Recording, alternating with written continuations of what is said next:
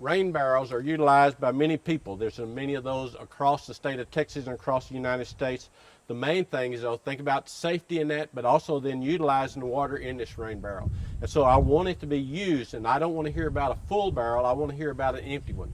And so I have this one hooked up then to drip irrigation, and first I want to show you then a soaker hose that this is going to go to. This is then the most common way that people utilize in rainwater is with a soaker hose, or then this is also a type of soaker hose that has holes in it every 1 foot. And so I'm going to turn these on and just show that we can do this. Now I have my rain barrel at the same level as what my raised bed is, and so water won't go uphill, but it then will supply for these beds here. And so as these start filling up, you can start seeing the leaky pipe or soaker hose starting to fill up, then also then to start distributing water. Then this other one, you can start seeing where it's dripping out every 1 foot all across here to provide water for this raised bed.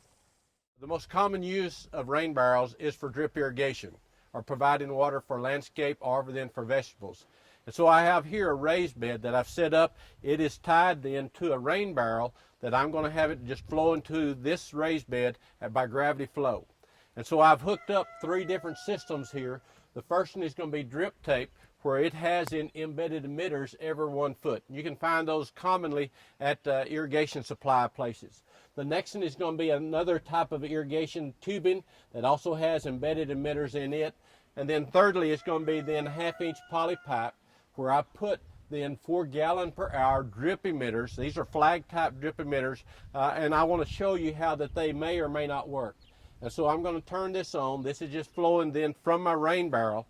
And so as I start looking at those, there's just not enough pressure for these to work.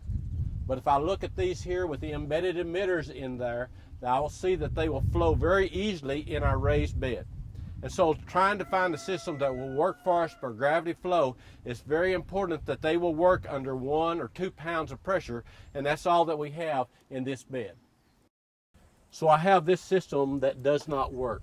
And so this tubing I'm going to replace with the same type of irrigation that I have on this other side. So first I'm going to go ahead and cut this pipe off. I'm using just a regular poly pipe cutter to utilize this to cut the water off. Once I've done that, I'm going to install then an elbow here so I can run a straight line. And so as I push it in, it takes a little bit of pressure, and I twist it a little bit to get it into the way I want it to go. Then I'm going to replace this tubing then with the black 1/2-inch poly pipe and then slide it in as well. Once I've done that, I may want to use a hook then to be able to hold it in place so it stays right where I want it to go. After I've hooked up the pipe, I can add my drip emitters. And so these I'm using 4 gallon per hour flag drip emitters, and the way I install them, I will have a punch and I will push it in. I like to push it into the top of this tubing, then pull it back out, which leaves a hole, and then I will use in the barb on the end of this to slide in, and all it does is slide in and pops in place. Then I will move down 1 foot and then punch another hole, and once I've done that, I will take then another drip emitter and then apply it, and then I will do that all the way down the row, so I'll have one every 1 foot to irrigate this bed with. All right, once that I have this end connected, then the opposite end where the water is going to be then flowing through to the end of my irrigation bed, I like to flush the water out first to make sure that I don't have any grit or dirt in it, and so I can turn on that line and then be able to wash it out so that I don't have any bugs or trash in there. Once I've done that, then I can go ahead and slide this figure 8 on it.